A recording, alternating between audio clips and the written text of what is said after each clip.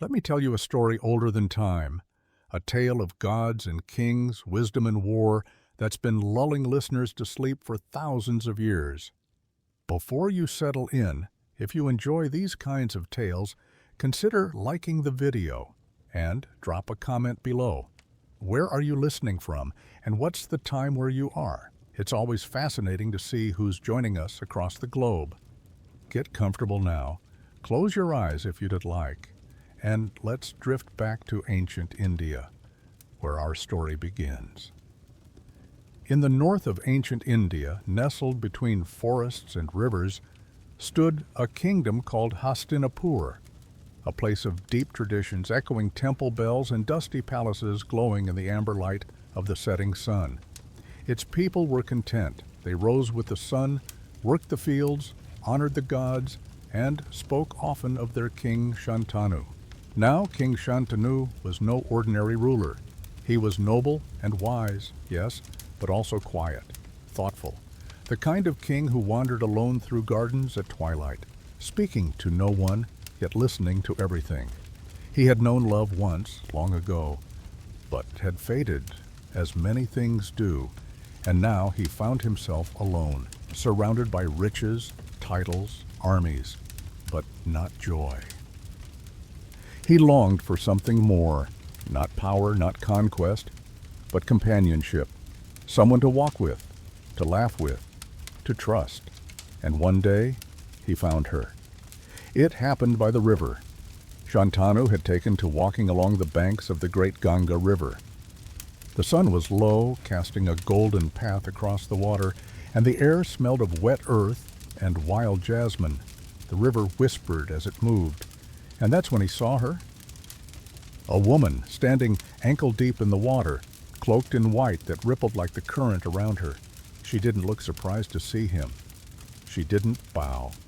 She just smiled. That smile, it was like the river itself, calm, mysterious, and endless. The king was enchanted. He stepped closer, drawn not just by her beauty, but by something deeper, something timeless. They spoke little. Words weren't needed. And then, with a steady heart, Shantanu asked her to marry him. To his astonishment, she said yes, but she gave him one condition. She said softly and clearly, "You must never question anything I do, not once, no matter how strange or how painful. If you agree, I will be your queen." Shantanu hesitated, but only for a moment. Love makes even the wisest hearts bold. He agreed. And so the river goddess Ganga became his queen. The people rejoiced. The kingdom bloomed with festivals, music, and the laughter of newlyweds walking through palace halls. Soon after, they had a son. The king was overjoyed. He rushed to the chamber, ready to hold his child. But what he saw made his blood run cold. Ganga took the newborn child, walked to the river, and let the baby go. No ceremony, no tears. The water swallowed the infant whole. The king was horrified, but he had promised, no questions, no protests, and so he said nothing. Months later, a second child was born. The same thing happened. Then a third, and a fourth. Each time Ganga bore a beautiful child, and each time she walked silently to the Ganga and offered the baby to the river. 7 times in total. Each time the king died a little inside. The palace grew quiet. The servants whispered. The people began to talk behind their hands in hushed tones. Was the queen cursed? Was the king powerless? What kind of mother does this? Still, Shantanu kept silent. Until the 8th child was born. This time, he couldn't bear it. As Ganga began to walk toward the river with the child in her arms, he rushed to Ganga and stopped her hand as she prepared to release the baby. "No," he said. "Please, not this time." Ganga turned slowly. Her eyes were not angry. They were blank. "You have broken your promise, Pa," she said quietly. "I did," Shantanu whispered. "I had to." She nodded. Then gently she explained, These children were not meant for this world. They were the 8 Vasus, celestial beings, cursed to be born on earth. I was only returning them to their freedom. But this one, she said, cradling the child, this one must remain. His destiny is here. With that, she vanished into the river, disappearing with the child in her arms. And so, for many years, Shantanu ruled alone again. But he often walked the riverbanks, hoping for a glimpse of her, of them. And one day that hope was answered. Years had passed, the sun was high, and the river shimmered in the afternoon light. There, standing near the shore, was a young man. Not quite a boy, not yet, a man. He stood tall, with a bow in his hand, firing arrows with perfect focus. Each arrow split the air like lightning, fast, precise, powerful. Shantanu watched, mesmerized. When he asked the boy who he was, Ganga appeared once more. "This is our son," she said. "I have taught him the scriptures, the weapons, the codes of honor. He is ready to return to you." The boy stepped forward and bowed deeply. His name was Devavrata, but the world would come to know him by another name. Bhishma, the unshakable one, a warrior without equal, a man whose vow would shape the fate of generations. But all of that lies ahead. For now, know this: the river had given the world a warrior. The king had an heir, and destiny had just begun to stir. So, Shantanu was alone again, a king without his queen, but with a son unlike any other. Bhishma, though still a child, was already different. He was calm, focused, almost too wise for his age. Ganga had taken him away for years, trained him under celestial teachers, and then returned him to his father. And just like that, the kingdom had a future again. Shantanu ruled. Bhishma stood by his side, a prince in all but name. The kingdom of Hastinapura was stable, even flourishing. But as always, peace doesn't last long, because one day Shantanu went hunting. And near the river Yamuna he saw her, a fisherwoman, not royalty, not a goddess, just a young woman rowing a boat through the early morning fog. But something about her stilled him. Her name was Satyavati, and though her life was humble, her destiny was anything but. Shantanu fell in love again, and like before, he proposed marriage. But this time, her father denied the union. You see, Satyavati was the only child of a fisherman, and her father saw a chance, not just for marriage, but for power. He said, "My daughter can marry you, yes, but only if her son becomes king." And there was the problem. Because Shantanu already had a son, Bhishma, the people loved him, the court adored him, and Shantanu, bound by duty and love for his firstborn, couldn't promise that throne to anyone else, so he walked away. But the wound ran deep. Shantanu returned to the palace, distant, quiet, aging before his time. He said nothing to Bhishma, but the prince noticed. And like the son he was, he investigated. He found out everything about Satyavati, the fisherman, and his father's silent heartbreak. And then he made a decision that would change history. Bhishma went to the fisherman. "Alone," he said, "let your daughter marry my father. I will never claim the throne. I will step aside." But even that wasn't enough. The fisherman, cautious and clever, asked, "What about your children? One day they may fight for the crown." And so Bhishma made a vow so powerful it shook the heavens. "I swear," he said, "I will never marry. I will never have children.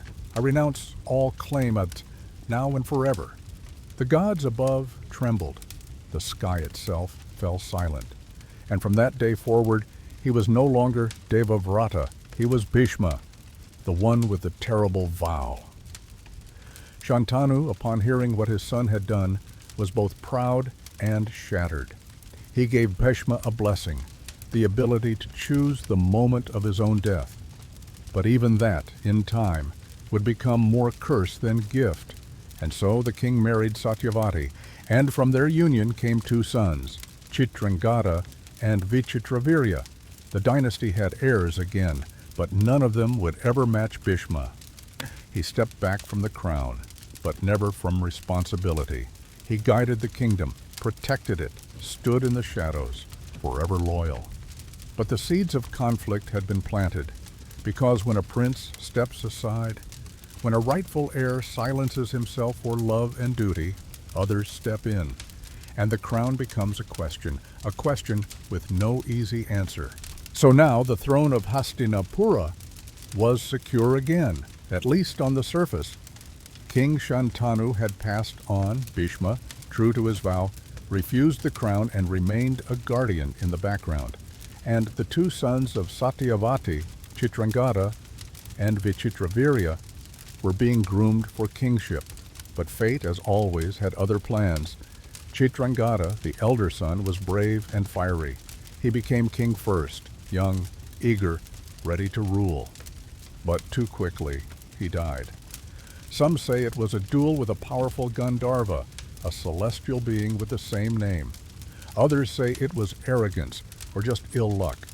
But either way, Chitrangada's rule ended as suddenly as it began. That left only Vichitravirya, the younger son. He was still a boy when he inherited the throne, timid, soft-spoken, nothing like the kings of old. And so once again, Bhishma stepped in. He handled the affairs of state, protected the kingdom, and most importantly, arranged a marriage for the young king. Now this part is worth pausing on. At that time, a bride-choosing ceremony was being held in the kingdom of Kashi. 3 princesses were up for marriage, Amba, Ambika, and Ambalika. But no invitation had been sent to Hastinapura. To Bhishma, this was an insult. So he did what few would dare. He rode into the ceremony alone, challenged all present kings and warriors, and abducted all 3 princesses by force. It was a bold move, one that echoed the ways of ancient times. And Bhishma, though noble, followed the code of warriors. He fought them all and won.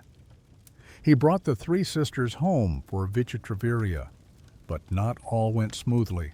The eldest sister, Amba, confessed that her heart already belonged to another, the king of Shalva. She begged Bhishma to let her go, and though torn, he did. But when Amba returned to her beloved, the king of Shalva refused her. "You were won in battle by another," he said. "You're no longer mine to take." Rejected by both kingdoms, her heart filled with fury, and in time, Amba's vengeance would change the very course of this epic. But we'll come back to her later. Back in Hastinapura, Vichitravirya married the other 2 sisters, Ambika and Ambalika. For a while there was peace. But like his brother, Vichitravirya too died young. Some say it was illness, others say it was weakness. But either way, he died without leaving behind an heir. Once again, the throne stood empty, and Bhishma, the man who could have ruled, the warrior who could have fathered a dynasty, the man bound by vow, could do nothing. Now all eyes turned to Satyavati. She had lost both her sons. Her dynasty hung by a thread, and yet she had one final secret. Before marrying Shantanu, she had once encountered a wandering sage, a mystic named Parashara. And from their brief union, she had a son. That son grew up in the forests far from the palace. He was wild, wise, deeply spiritual. His name, was Vyasa, yes, the very sage who would one day write the Mahabharata. But first, he was needed to save it. Satyavati called her son home, and she told him what had happened. The throne was crumbling. No heirs, no king, no future. And so she asked for something unthinkable. "Enter the chambers of Ambika and Ambalika," she said. "Give us children who can carry on the line." It was a strange practice. Nyoga, it was called, an ancient tradition where a learned man could father heirs for a deceased king, not for lust, not for desire, but for duty. Vyasa agreed, but warned her, "Let them come willingly, and let them not fear me, for I live in the wild, and I am not a gentle sight." That night he entered the Queen Ambika's chamber. She was terrified. She shut her eyes the whole time. And from that union came Dhritarashtra, born blind. The next night Vyasa entered Ambalika's room. She paled with fear, and from that union came Pandu, born pale and sickly. A third time Satyavati sent a maid in place of the queens. She welcomed Vyasa calmly, and from that union came Vidura, wise, kind, and full of Dharma. And just like that, the next generation was born, 3 sons, each destined to play a part in the storm to come. But for now, they were just children, and the kingdom could breathe again. The halls of Hastinapura were quiet again. Not peaceful, but quiet. The 3 sons born from Vyasa had grown, each different in strength, character, and destiny. And now it was time for these branches to bear fruit of their own. Let's start with Dhritarashtra, the blind prince. Despite his disability, he was strong, mighty in build, and trained like a warrior. But because he could not see, the law denied him the crown. The throne instead went to his brother Pandu, the pale one. And Vidura, the third brother, became the wise counselor to both. Now both Pandu and Dhritarashtra were married. Pandu took 2 wives, Kunti and Madri. Dhritarashtra married a strong-willed princess named Gandhari. Gandhari, when she heard her husband was blind, made a vow of her own. She blindfolded herself for life. If he could not see, she would choose not to either. A powerful gesture, but also a symbolic beginning to the darkness that would follow. Now Gandhari wished deeply for children, and eventually she became pregnant. She was told she'd bear 100 sons, a prophecy that stirred both excitement and dread. But months passed, and still no birth. Meanwhile, Pandu's story took a darker turn. Pandu, though king, was cursed. One day, while out hunting, he shot a pair of deer locked in mating. But they weren't ordinary deer, they were sages in disguise. With his dying breath, the cursed sage warned Pandu, "If you ever touch your wives in desire, you shall die on the spot." Pandu, horrified, stepped away from kingship. He left the palace with Kunti and Madri, retreating to the forest for a life of austerity. He became a monk in spirit, but remained a man in heart. And with his curse there seemed no way to have children until Kunti revealed her secret. Before marrying Pandu, Kunti had received a powerful boon from a sage named Durvasa. She could call upon any god she wished and bear a child by them. No sin, no scandal, just divine intervention. And so Pandu, with a desperate hope to save his line, asked her to use the boon. She agreed. She called upon Yama, the god of death, and from him was born Yudhishthira, calm and just. Then she called Vayu, the god of wind, and gave birth to Bhima, fierce and powerful. Next came Indra, king of the gods, and from him was born Arjuna, skilled and noble. Each child was born with gifts with grace and a hint of destiny, and later Madri too was granted the boon. She invoked the Ashwini twins, divine healers, and bore 2 sons, Nakula and Sahadeva. And so, in a forest of exile, 5 brothers were born, sons of gods, raised in the woods, unaware they would one day shake the earth. Back in Hastinapura, things were stranger still. Gandhari, still pregnant, finally gave birth, but not to a child, to a lump of lifeless flesh. Horrified, she cried out to Vyasa. And the sage, calm and mystical, divided the lump into 100 tiny pieces. Each was placed in a jar and kept warm with herbs and care. And slowly, one by one, her sons were born. The first of them was Duryodhana. From the moment he cried, signs of doom appeared. Dogs howled, jackals roamed. The wind grew bitter. The sages warned Dhritarashtra, "This child will destroy your line." But a father's love is blind, literally and figuratively, and so Duryodhana was raised as a prince. Behind him came 99 brothers and one sister, Dushala, and so the stage was set. On one side, the Pandavas, 5 god-born brothers raised in forests full of honor. On the other, the Kauravas, 100 princes, led by Duryodhana, raised in palace shadows and ambition. They were cousins, but more than that, they were destined rivals. And in the quiet years that followed, the fire between them began to simmer. Now that the heirs were born, the kingdom of Hastinapura began to stir again with life. The sound of young feet echoed through palace halls. Laughter mixed with the clashing of wooden swords, and all eyes turned to the next generation. At first glance, it seemed simple. The 100 sons of Dhritarashtra, the Kauravas, and the 5 sons of Pandu, the Pandavas, all princes, all cousins, all growing up together.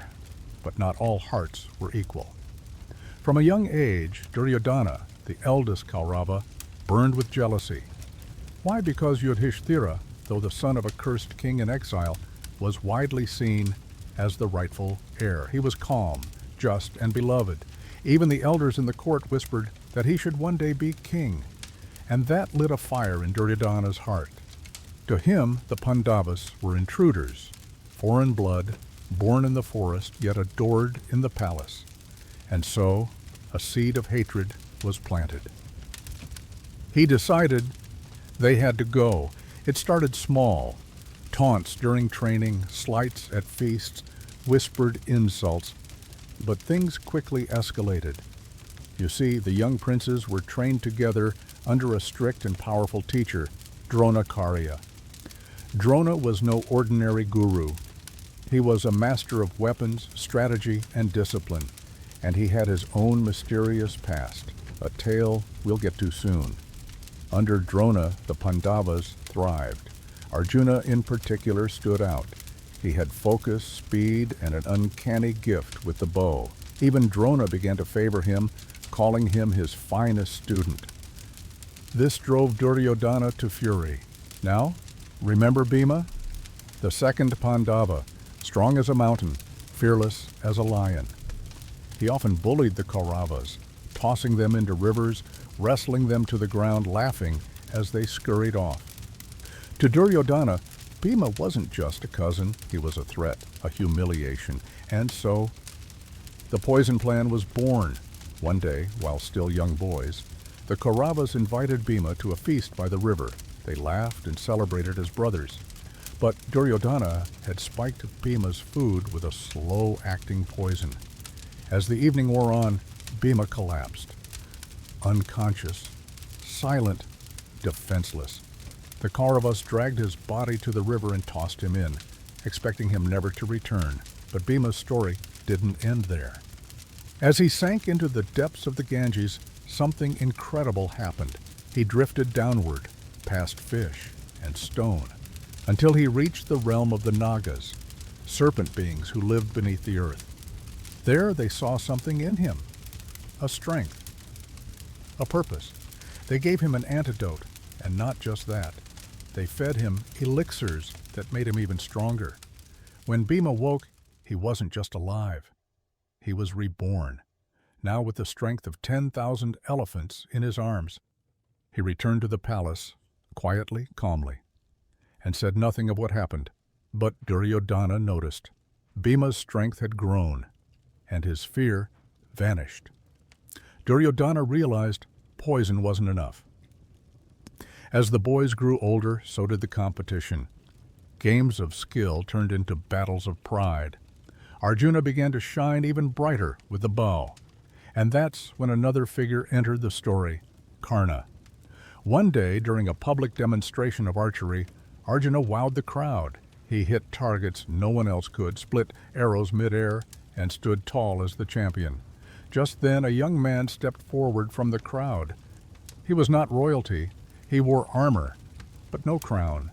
And yet he challenged Arjuna directly, his name Karna. He matched Arjuna's every move, and in some cases surpassed him. The crowd was stunned, but when Karna was asked who he was, he hesitated. You see, Karna had no known royal lineage. He had been raised by a charioteer's family, and so he was not allowed to compete as a warrior among kings. But Duryodhana saw an opportunity. Right there, in front of all, he declared Karna the king of a small province. A political move, yes, but more than that, it was the beginning of a lifelong friendship. Karna, proud and loyal, pledged himself to Duryodhana forever. And Arjuna, he had just met his greatest rival. The lines were beginning to form. The palace was no longer just a home. It was a battlefield waiting for its war. By now, the rivalry between the Pandavas and Kauravas had turned into something deeper. Not just a family feud, but a quiet war of succession. And King Dhritarashtra, caught between fatherhood and duty, made a decision that would shape the fate of Bharat. He declared, Yudhishthira shall be crowned Prince Regent, the heir apparent. It was official. The son of Pandu, not Dhritarashtra's own eldest, would be king someday. And that shattered to Duryodhana. He saw his future vanishing, all his dreams crushed under the sandals of Yudhishthira's calm smile. And so he turned once again to deceit, this time with help. Duryodhana, his cunning uncle Shakuni, and his brother Dushasana began plotting something darker, something deadly. They knew they couldn't kill the Pandavas in broad daylight. They were too loved, too watched. But what if there was an accident? A quiet disaster, something that left no witnesses and no blame. And so came the idea of Lakshagriha, the house of wax. A luxurious palace was built in a distant town, a vacation retreat, they said, fit for princes, but the walls, they were made of lac, a highly flammable resin. The floor was wax. The beams were soaked in oil. It was a death trap designed to burn, silently, completely. And the plan? Invite the Pandavas to stay, lock the doors, set it ablaze in the night. No swords, no witnesses, just ashes. But the Pandavas were not so easily fooled. Thanks to their loyal uncle Vidura, a wise and righteous man, they were warned. Vidura spoke to Yudhishthira in code using riddles. He said, "Fire does not always burn by day. Beware the house that sings in silence. And remember, the rat knows how to dig." The message was clear. So while the Pandavas pretended to enjoy their time at the palace, they secretly dug a tunnel beneath it. Every night they worked. Every day they smiled, until the path was ready. Then one night the Kauravas lit the fire. The palace went up in flames. Bodies were found in the ashes, and news spread. The Pandavas are dead. The court mourned. Dhritarashtra wept, and Duryodhana smiled. But in truth, the Pandavas had escaped through the tunnel, alive, but not free. Now they were fugitives in their own land. They entered the forest not as royals, but as wanderers. Kunti, their mother, came with them. Disguised as Brahmins, they traveled village to village of Chad. Their path was uncertain, but their bond stronger than ever. And in this time of hiding, a new chapter began, one filled with monsters, riddles, and the greatest Swayamvara ever held. But before that, let's pause to breathe. Imagine them now, the 5 brothers, their mother, walking barefoot beneath the trees, the air thick with heat, the future unclear. They had no throne, no home, no safety, but they had each other, and that, for now, was enough. As the Pandavas wandered through forests and villages, hidden from the world, they were not defeated, only waiting. Their exile led them to Panchala, a mighty kingdom ruled by King Draupadi, a former friend turned enemy of Drona, the Pandavas' old teacher. Now, Draupadi had a daughter, but not just any daughter. She was said to be born of fire, not metaphorically, literally. Here's the story. King Drupada had once suffered a humiliating defeat at the hands of Drona and wanted revenge. So he performed a powerful yajna, a fire sacrifice, not to pray for wealth or peace, but to create children with a purpose. Out of the sacred flames, two beings emerged, Drishtadyumna, a son destined to kill Drona, Draupadi, a daughter of impossible beauty, grace, and mystery, skin like polished copper, eyes that glowed with purpose. She was not just royal, she was divine. When Draupadi came of age, Drupada announced a Swayamvara, a public ceremony where the princess would choose her husband from among the bravest princes of the land. But this one came with a catch, a test so difficult only a true hero could pass. At the center of the arena stood a giant bow, enormous and heavy. Above, a rotating fish spun high on a wheel, far above the heads of the crowd. The challenge? String the bow. And then, looking only at the fish's reflection in water below, shoot it clean through the eye. One shot. No second tries. Kings from across Bharat came. So did Karna, so did Duryodhana. All tried, all failed. The bow wouldn't budge, or the arrow missed. Then came a humble Brahmin, or so he seemed. Tall, calm, eyes sharp as a hawk. He stepped forward, bowed, and picked up the bow with ease. Gasps echoed across the hall. Arjuna had entered the arena. He strung the bow, paused, and in a heartbeat let the arrow fly, straight through the spinning fish's eye. The crowd erupted. Draupadi stepped forward, garland in hand, but then came a voice. Karna. He stepped up forward and said, "Yep, let me try. If the Brahmin was allowed, why not I?" But Draupadi, calm, composed, said softly, "I will not marry the son of a charioteer." That one sentence sliced Karna's pride in half. Humiliated, he turned away in silence. Back to Arjuna. Draupadi garlanded him, but no one knew this was no ordinary Brahmin. Bhima stepped up too, and together the 5 Brahmins led Draupadi home. Now, here's where things get unusual. When they returned to their modest hut in the forest, the brothers called out to their mother, Kunti, "Mother, look what we've brought."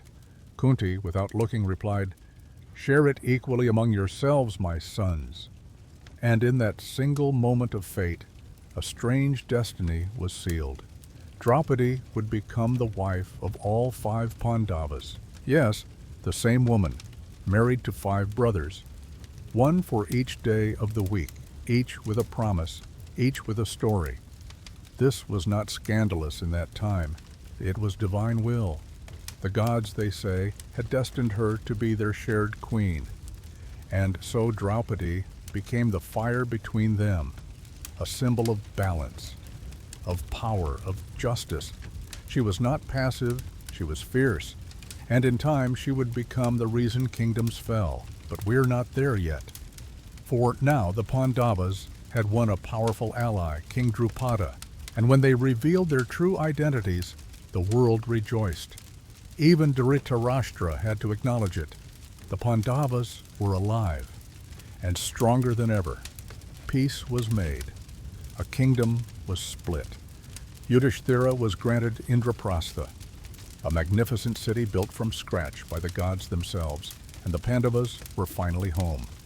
But as you know by now, peace never lasts. As time flowed like a quiet river through the halls of Hastinapura, the Pandavas, now rulers of Indraprastha, flourished. Their kingdom thrived, and under Vysa's just hand, it became a symbol of prosperity, peace, and Dharma. But shadows often stretch longest before the fall. Yudhishthira, the eldest of the Pandavas, had always been known for his righteousness. He was calm, thoughtful, and devoted to the path of virtue. Yet even the most noble hearts carry small cracks, and in Yudhishthira's case, it was his love for the game of dice. It wasn't greed or excitement that drew him to it. It was something subtler, the idea that fate could be challenged, that one's fortune could be tested with the toss of a carved cube. And Duryodhana, ever scheming, knew this weakness. He plotted with his cunning uncle Shakuni, a master of deception.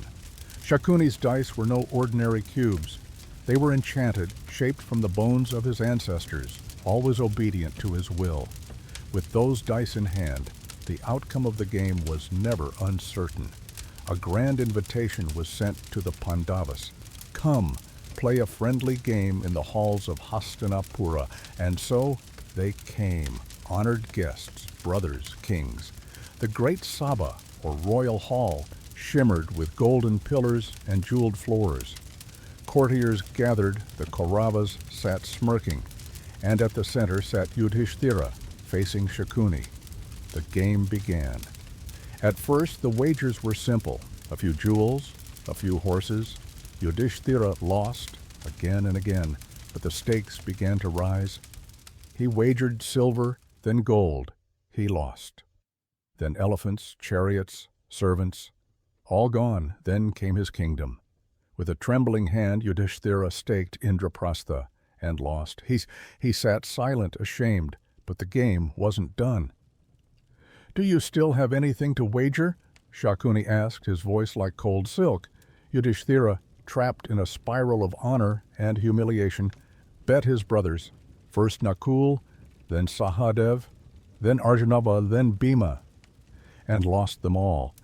Then, in a moment that seemed to still the air in the hall, he staked himself and lost. But even that wasn't enough for the Kauravas. "What of Draupadi?" Shakuni asked. Yudhishthira hesitated, then whispered, "Yes." He bet his queen. And with the cursed dice clattering across the polished floor, he lost her too. The hall erupted, not with joy, but with a chilling silence. Draupadi was summoned. She refused. She was the empress of Indraprastha, not a servant to be commanded. But Dushasana, one of the Kauravas, stormed into her chambers, dragged her by the hair into the court, and humiliated her before all. And there, in front of kings, warriors, and elders, Dushasana tried to strip her of her dignity, but Draupadi prayed, not to a court, not to her husbands. She prayed to Krishna, and as Dushasana pulled at her sari, the cloth became endless. No matter how he tugged, there was always more. The more he tried to shame her, the more divine protection wrapped around her. Burn. At last, exhausted and trembling, he collapsed. The hall was silent. The elders hung their heads. Even the mighty Bhishma said nothing. Draupadi turned to the assembly and asked one question. Whom did Yudhishthira lose first, himself or me? If he had already lost himself, how could he still wager me? No one could answer, because she was right. The dice game had broken more than pride. It had shattered Dharma itself. That night, the Pandavas were exiled. 13 years in the wilderness, 12 in open exile, and the 13th in disguise. If they were discovered in the 13th year, the cycle would begin again. And Draupadi, once a queen, now walked barefoot into the forests. Her head held high, her heart blazing with the fire of justice. She had not been broken. She had become the storm. The once mighty Pandavas, now stripped of their kingdom and titles, walked into the forest, their armor traded for bark and cloth, their palaces replaced by trees, their music now the rustle of leaves and the songs of night creatures. But exile did not mean defeat. In fact, these years in the forest would shape them more deeply than any throne ever could. They were not alone. Draupadi walked with them, as did thousands of loyal sages and citizens who believed in their cause.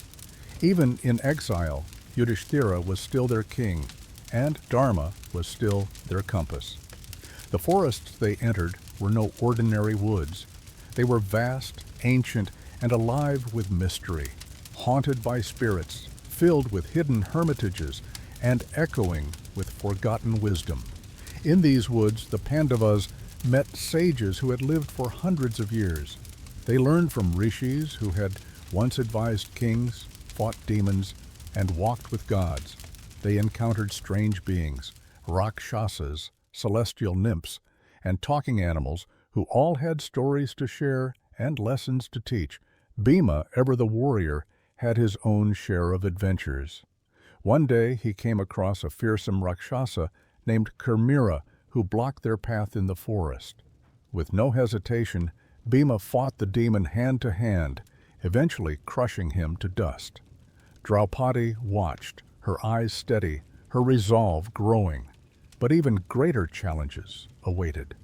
In one of the most haunting episodes of their exile, the Pandavas came across a serene lake deep in the woods. The day was hot and they were thirsty. One by one, the younger brothers went to drink from the water, only to fall lifeless to the ground.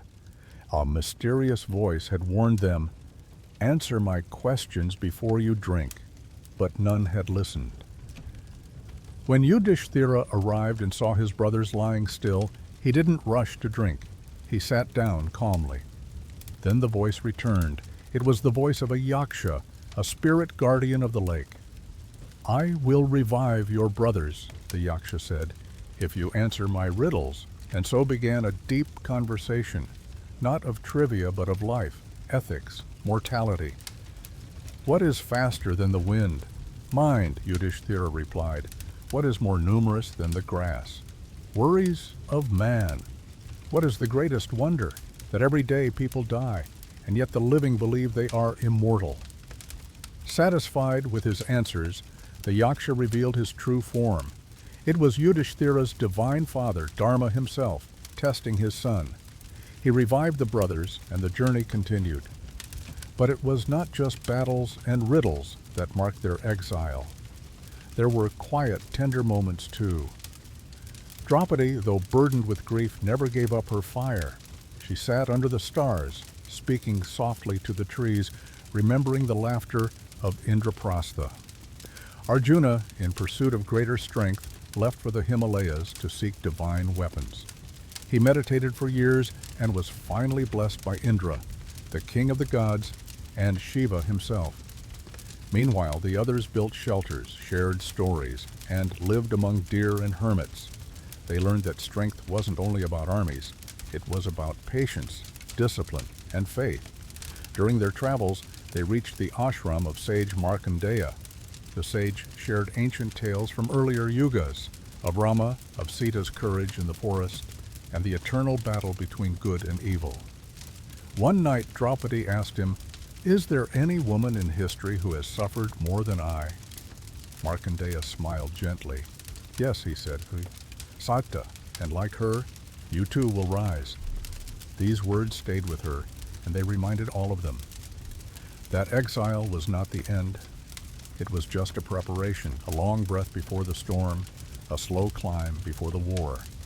And so the years passed, quietly, painfully, powerfully, and soon it would be time for the 13th year, when the Pandavas would vanish from sight, hiding in plain sight, preparing for what was to come, a war unlike any the world had seen.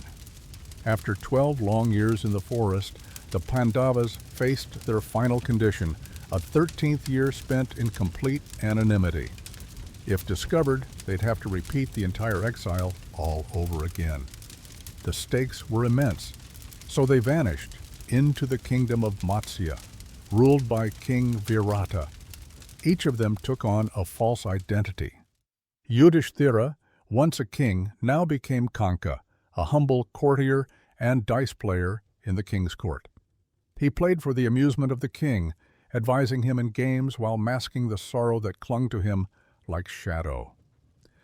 Bhima, the mighty warrior, became Balava, a cook in the royal kitchen. He chopped vegetables with the same hands that once split mountains, and he made such fierce feasts that even the palace guards feared his food. Arjuna, due to a curse that once rendered him genderless for a year, became Brihanala, a graceful dance teacher for the princess. Uttara. He wore bangles and silks, but beneath it all, his spirit never wavered. He was still a warrior, still fire. Nakula and Sahadeva tended the royal stables, becoming groomsmen, gentle, quiet, unnoticed, yet always watching. And Draupadi, she became Sairandri, the queen's maid. Humble in appearance, but regal in her stillness. She held her chin high, her pride buried, but not broken. The Pandavas spread themselves across the palace like shadows, close to one another, yet unable to acknowledge their true identities in public. But danger has a way of sniffing out even the most careful. It began with Kichaka. He was the powerful general of King Virata's army, and Draupadi, still radiant in her disguised form, caught his eye. Kichaka desired her. Draupadi refused. Again and again, until his obsession turned violent. One day he dragged her into the court and humiliated her before the royals, just as Duryodhana's men had once done. But this time something snapped. That night, Draupadi went to Bhima, her eyes burning with old fury. And Bhima, her protector, her avenger, waited for Kichaka in the darkened hall. The general came, expecting a woman. But what he found was death. Bhima crushed Kichaka with his bare hands, his roar echoing through the silent corridors of the palace. Kichaka's body was found mangled, unrecognizable. People whispered it was the work of a demon. But Draupadi knew it was justice. This killing stirred trouble. Kichaka's relatives, furious and vengeful, threatened to burn Draupadi alive. So she fled, and again Bhima came to her rescue, storming into their chambers like thunder, and scattering them like leaves in a storm. As the year drew to a close, another threat arrived, Duryodhana's spies. They suspected the Pandavas were in Matsya, but fate played its hand. A powerful enemy, the Trigartas, attacked Matsya from one side, while Duryodhana's armies came from another, hoping to expose the Pandavas during the chaos. The young prince Uttara, eager to prove his valor, boasted that he would face the invaders alone. He didn't know his dance teacher, Brihanala, was actually Arjuna, the finest archer the world had ever known. They rode out together. When fear overtook Uttara, Arjuna revealed himself. He climbed down from the chariot, retrieved his celestial bow, Gandiva, hidden in a tree for 13 years, and summoned his war chariot. The skies darkened. As Arjuna stood on the battlefield again, the enemies didn't see a dance teacher. They saw a storm. He used the weapons given to him by the gods and single-handedly defeated the Kaurava army. The secret was out. The year was over. The Pandavas emerged from hiding stronger, wiser, and ready. They sent a message to the Kauravas: return our kingdom, or prepare for war. And so, with the 13th year behind them, they walked not toward home, but toward a battlefield called Kurukshetra, where destiny was waiting, where brothers would become enemies, and where the world itself would change forever. The wind over Kurukshetra was dry and still, as if the earth itself was holding its breath. For the first time in ages, all of Bharat's greatest warriors stood poised on opposite ends of a single plain. The field of Kurukshetra, wide, open, and ancient, was chosen as the battleground not just for a war, but for fate. The Pandavas had fulfilled every condition of their exile. They had suffered, survived, and returned. Now they demanded the return of their half of the kingdom, but Duryodhana would not give up even a needle's worth of land. So the Pandavas gave diplomacy a final chance. They sent Krishna himself, friend, charioteer, and god, to negotiate. This was not the warrior Krishna. This was the wise, calm Krishna, the voice of reason. He approached Duryodhana's court with a humble proposal. Give the Pandavas 5 villages, just 5, and end this peacefully. But Duryodhana laughed. Not even a speck of dust, he said. Let them fight if they dare. Even when Krishna revealed his divine form, his Vishvarupa, eyes like suns, 1,000 arms of galaxies, so the universe itself vibrating within him, Duryodhana remained unmoved. His pride had already killed his wisdom, and so the drums of war began to sound. Both sides began assembling their armies. The Kauravas, with the advantage of power and numbers, gathered the mightiest warriors of the land. Bhishma, the invincible grandsire, Drona, the guru of both clans, Karna, the brilliant but tragic son of the sun, and Ashwatthama, Drona's powerful son. And on the Pandava side, they had fewer men, but they had the gods. Krishna joined their side, not as a warrior, but as a charioteer to Arjuna. And in a move that echoed through the ages, Karna, though a Pandava by blood, chose loyalty over lineage. He stayed with Duryodhana, knowing it would lead him to doom. The alliances were drawn. Brother stood against brother. Gurus would face their students. Friends would kill friends. But even as war loomed, emotions still stirred beneath the armor. On the eve of battle, Yudhishthira, honorable to the core, walked barefoot across the field, unarmed, and bowed to his elders, Bhishma and Drona. He sought their blessings, even though he would fight them the next day. They blessed him without hesitation, because this was not a war of hatred. It was a war of Dharma, a battle between what was right and what was necessary. And then came Arjuna. As he stood in his chariot, facing an army of kin, cousins, uncles, and friends, his hands began to tremble. "How can I kill them?" he asked Krishna. "They are my blood, my teachers, my people. What victory is worth this?" He dropped his Gandiva. And that's when Krishna spoke. In the silence of the battlefield, on a chariot between two armies, Krishna gave Arjuna a lesson not in war, but in life. This was the Bhagavad Gita, a conversation between man and God, a discussion on duty, detachment, and the eternal soul. Do your duty, Krishna said, without attachment, without fear. This body is temporary, but the soul, it does not kill, nor can it be killed. Rise, Arjuna, and fight. And Arjuna did. As dawn broke over Kurukshetra, he picked up his bow once more. The conches blew, the ground shivered, and the greatest war the world would ever know began. The battlefield of Kurukshetra roared to life like a living beast. Conches blew from both sides, each one a declaration of intent, each one an omen.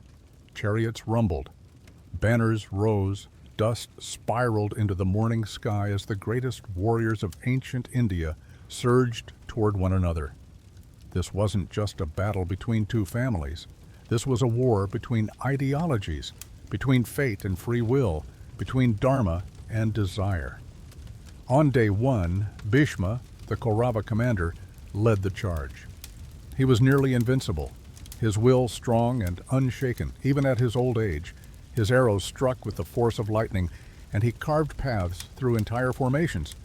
But he had one weakness, his love for the Pandavas. He would not kill them. And this mercy would cost the Kauravas dearly. Arjuna, despite his power, held back. He couldn't bring himself to truly fight Bhishma, his grandsire, his idol. The days blurred into each other, every sunrise bringing bloodshed, every sunset a field of silence. The Pandavas suffered. Their soldiers fell in waves. So Krishna stepped in, not with a sword, but with a plan. He told Yudhishthira the only way to win was to bring down Bhishma. But how do you defeat a man who can only die when he allows it? Krishna revealed a secret. Bhishma had taken a vow. He would never fight someone who was not a man, someone who identified as neither fully male nor female. Enter Shikandi. Born as a woman, raised as a man, and reincarnated for revenge, Shikandi was the key. On the 10th day, Arjuna stood behind Shikandi and unleashed a storm of arrows. Bhishma lowered his weapons. He knew what was happening, and he accepted it. He fell. Not to a warrior's strike, but to destiny fulfilled. His body lay on a bed of arrows. Literally, dozens pierced him, lifting him off the ground. But he would not die. He had one more vow, to leave this world only when he chose. So Bhishma remained alive, watching the war continue beneath him, offering wisdom from a bed of pain. And still, the war raged on. When Drona took command, the skies seemed to darken further. He was brilliant, ruthless, a master of strategy. The Pandavas were being pushed back, so Krishna made another difficult choice. They would have to break Drona's spirit. He whispered to Yudhishthira a cruel plan. They spread the lie. Ashwatthama is dead. Ashwatthama, Drona's son, was very much alive. But when Drona heard those words from Yudhishthira, the one man known never to lie, his heart broke. He dropped his weapons, and in that moment, Drishtadyumna, son of the fire god and born to kill Drona, struck him down. Another pillar fell, and still the war did not end. Then came Karna. His entry onto the field shifted everything. He was a force of nature. His arrows didn't just pierce flesh, they shattered spirits. But even Karna had his burdens. A curse from his youth would make him forget the sacred chance to invoke divine weapons. And another curse, one he had earned by unknowingly killing a Brahmin's cow, doomed him to die helpless, his chariot wheel stuck in the mud. And on that day it all came true. As Karna's wheel sank and he struggled to lift it, Arjuna hesitated. Krishna urged him, "Now, this is your moment." "But he's unarmed," Arjuna protested. "So were Abhimanyu and others," Krishna replied. And so, with a heavy heart, Arjuna fired the arrow. Karna fell, betrayed by fate, not defeated by skill. Each day of battle grew darker, more brutal. There were no heroes anymore, only survivors. Even Abhimanyu, Arjuna's son, just 16, fought like a lion, breaking into the enemy's circular formation, the Chakravyuha. Even though he didn't know how to exit it, he died trapped, surrounded, outnumbered, but he took hundreds with him. The war turned even crueler. Brothers who once shared a kingdom now tore it apart, and then came the final day. Only a handful remained. Bhima stood face to face with Duryodhana. They agreed to a final duel, a mace fight. It was brutal, bone against bone. Roars and shouts echoed across the wasteland that was once a battlefield. Duryodhana fought well, but Bhima struck his thigh, an illegal move in combat. He shattered it. Duryodhana collapsed, humiliated and broken, and with that, the war was over. Or so it seemed, but vengeance wasn't finished yet. Kurukshetra was quiet now. The conches had stopped, the dust had settled, and where once stood vast armies, there were only ashes, silence, and the smell of death. But war has a way of lingering, especially when revenge still breathes. Ashwatthama, the son of Drona, was consumed with grief. His father had been tricked. His best friend, Duryodhana, was broken. And his honor, what little was left of it, burned with rage.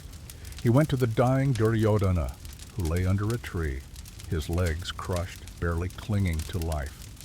Ashwatthama knelt beside him. "I will avenge you," he promised. And what he did next would haunt history forever. That night, under cover of darkness, Ashwatthama crept into the Pandava camp. But these weren't warriors he attacked. These were the sons of the Pandavas, sleeping peacefully in their tents. He mistook them for the Pandavas themselves, or maybe he didn't care. One by one, he killed them all. 5 young boys, heirs to the Pandava legacy, were murdered in their sleep. When the sun rose and Draupadi found out, her screams echoed across the land. These were her children, her future. She wanted justice, but not through blood. "Bring Ashwatthama to me," she said, "but do not kill him." The Pandavas obeyed. They chased Ashwatthama, who had fled deep into the forest, and caught him. But something was different. In desperation, he had unleashed a weapon forbidden even among the gods, the Brahmastra. It was a nuclear force, a cosmic bomb, and once released, it could not be undone. Arjuna had no choice but to counter it with his own Brahmastra. Two unstoppable forces were now barreling toward each other, threatening to destroy the world. The sages intervened. They scolded both men and demanded they withdraw their weapons. Arjuna obeyed. Ashwatthama could not. He didn't know how. So instead, he redirected it toward Uttara, the pregnant wife of Abhimanyu. He aimed for the last living heir of the Pandavas. But Krishna stepped in. He saved the unborn child, reviving him in the womb, and placed a curse upon Ashwatthama. You will roam the earth for all eternity, alone, wounded, rejected by all. Your body will rot, but death will not come. And so Ashwatthama wandered, a ghost among the living. His revenge had left him hollow. His legacy was shame. Back in Hastinapura, the Pandavas were victorious, but the cost had been too high. They ruled the kingdom, yes, but without joy. So many loved ones lost, so many innocents dead. Even Yudhishthira, now crowned king, found no peace. He had lived by Dharma his whole life, yet he had lied, fought, and killed. What was the point of righteousness if it led to this? Eventually, he and his brothers made a decision. They would renounce the throne. They would leave the kingdom behind and walk north into the Himalayas toward heaven. But heaven, too, has its trials, and only one of them would reach the gates. Years had passed since the war. The kingdom of Hastinapura was stable, ruled now by Parikshit, the grandson of Arjuna and a son of Abhimanyu, the one saved in the womb by Krishna himself.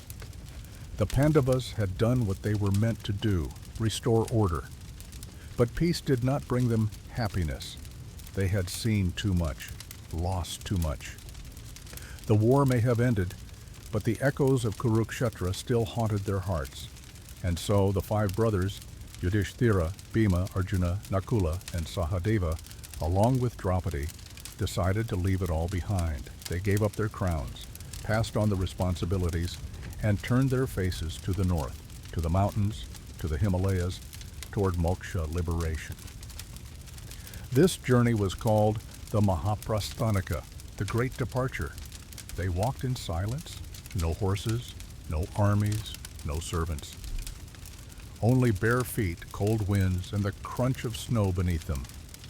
But the path to heaven, like everything in the Mahabharata, was not simple. It tested them. One by one they began to fall. First went Draupadi. Yudhishthira did not mourn. He simply said, she loved Arjuna more than the rest. That was her failing. Next, Sahadeva collapsed. He was proud of his wisdom, Yudhishthira said. Too proud. Then Nakula, then Arjuna, then Bhima. Each brother had a flaw: pride, ego, attachment. Only Yudhishthira remained. And at last, when he was alone, a strange figure approached. A dog. It walked beside him, silent and loyal. They reached the top of the mountains, and there, waiting in the sky, was Indra's chariot, ready to carry Yudhishthira to heaven. But there was one condition. Leave the dog behind, Indra said. Yudhishthira shook his head. This dog has been faithful to me. I will not abandon one who depends on me, not even for heaven. It was a test. The dog transformed into the god Dharma, his father. Yudhishthira had passed, not because he fought in a war, not because he ruled wisely, but because he held on to compassion, even at the gates of paradise. And so, Yudhishthira, the last of the Pandavas, ascended to heaven alive. But even there, the trials were not over. In heaven, he saw Duryodhana sitting comfortably among the gods. He looked for his brothers, for Draupadi, for Krishna. They were nowhere. Confused and angry, he asked why his enemies were rewarded while his loved ones were gone. He was taken to another place, a place of darkness and torment. There, in the shadows, he heard the voices of his brothers suffering, and he was told, "This is your place too." Yudhishthira sat down, choosing to stay in hell with his loved ones rather than be alone in heaven. Once again it was a test, and once again he passed. The illusion faded. His brothers were not truly suffering, nor was Duryodhan truly blessed. All had gone to their rightful place. Yudhishthira had proven himself, not through war, not through law, but through loyalty, humility, and love. And so ends the Mahabharata, a story of kings and gods, of duty and destruction, but also a story of what it means to be human, to make choices, to fail, to love, to rise again. Even after thousands of years, it still asks the same questions. What is right? What is just? And is it possible to win a war without losing yourself? If you've made it this far, thank you for sharing in this journey. Let this story rest with you as you drift into sleep tonight, and may the lessons of ancient India echo softly in your dreams. Good night.